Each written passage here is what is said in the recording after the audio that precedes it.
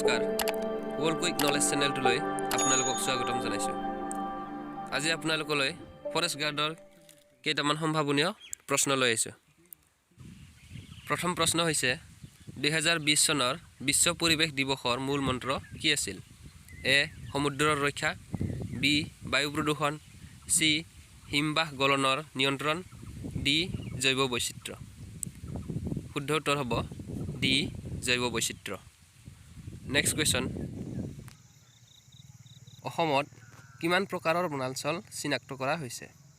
এ. 18, B. 10, C. 17, D. 6। শুদ্ধ উত্তৰ হৈছে এ. 18। নেক্সট কুৱেশ্যন, অসমৰ মুঠ অভয়াৰণ্যৰ সংখ্যা কিমান? এ. 15খন, বি. 18খন, চি. 10খন, ডি. 7খন। শুদ্ধ উত্তৰ হৈছে বি. 18খন। নেক্সট কুৱেশ্যন, অসমৰ ৰাজ্যিক চিৰিয়াখানা আৰু উদ্ভিদ উদ্যান কেতিয়া স্থাপন কৰা হৈছিল? এ. 1999, বি. 1951, চি. 1956, ডি. 1957। শুদ্ধ উত্তৰ হৈছে ডি. 1957। নেক্সট কুৱেশ্যন, অৰুণাচল প্ৰদেশত কেইখন ৰাষ্ট্ৰীয় উদ্যান আছে? এ. 1খন, বি. 3খন, চি. 2খন, ডি. 5খন। শুদ্ধ উত্তৰ হৈছে চি. 2খন। নেক্সট কুৱেশ্যন, মণিপুৰৰ একমাত্ৰ ৰাষ্ট্ৰীয় উদ্যানখনৰ নাম কি? A. Nameri, B. Nokrek ridge, C. Namdapha, D. Keibul Lamjao. শুদ্ধ উত্তৰ D. Keibul Lamjao. Next question, oxygen হ'ল এ. এবিধ উৎসেচক, বি. এবিধ ক্ষাৰ, চি. এবিধ এচিড, ডি. এবিধ ইন্ধন।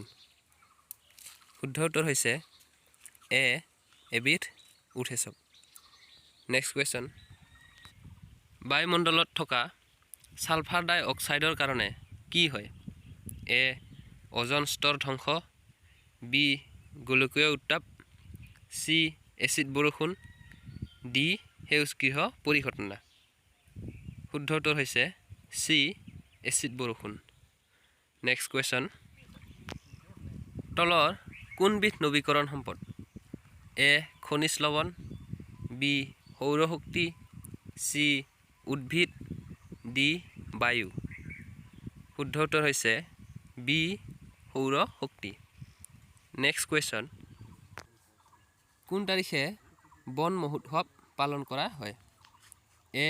1 জুলাই, বি. 2 অক্টোবৰ, চি. 5 জুন, ডি. 31 ডিচেম্বৰ। শুদ্ধ উত্তৰ হৈছে এ. 1 জুলাই। ভাৰতৰ সৰ্ববৃহৎ ৰাষ্ট্ৰীয় উদ্যানখন ক'ত আছে? A. Madhya Pradesh, B. Ladakh, C. Assam, D. Gujarat. শুদ্ধ উত্তৰটো হৈছে বি. লাডাখ। নেক্সট কুৱেশ্যন, কাজিৰঙাক বিশ্ব ঐতিহ্য ক্ষেত্ৰ হিচাপে কেতিয়া ঘোষণা কৰা হৈছিল? A. 1974, B. 2000, C. 1985, D. 1999।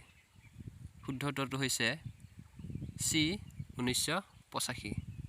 Next question, অসমত কিমান প্ৰকাৰৰ চৰাই পোৱা যায়? এ. 150, বি. 200, চি. 1000, ডি. 950। শুদ্ধ উত্তৰ হৈছে ডি. 950। নেক্সট কুৱেশ্যন, অসমত কিমান প্ৰজাতিৰ স্তন্যপায়ী প্ৰাণী পোৱা যায়? এ. 193, বি. 139, চি. 209, ডি. 192।